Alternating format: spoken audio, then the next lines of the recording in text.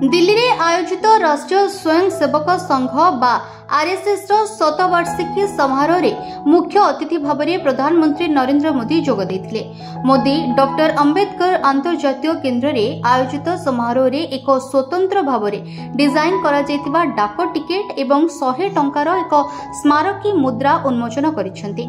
RSS 1925 मसीह रे नागपुर रे केशव बलिराम हेडगेवार द्वारा प्रतिष्ठित होइथिला। एही संगठन शिक्षा, स्वास्थ्य, विपर्यय सहायता एवं सामाजिक सेवा भली क्षेत्र में गुरुत्वपूर्ण अवदान देछि।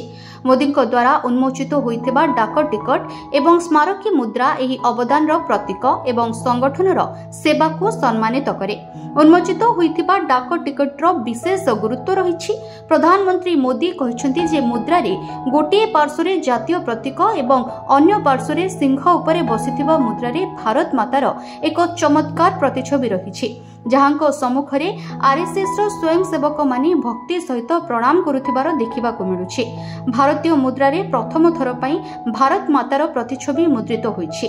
प्रधानमंत्री मोदी समारोह समय कहिथिले, आज महानवमी, आज देवी सिद्धिदात्री दिन। मु मोर समस्त देशवासी को नवरात्रिर शुभेच्छा जणाउछि। आसंता काली विजया दशमीर महान पर्व।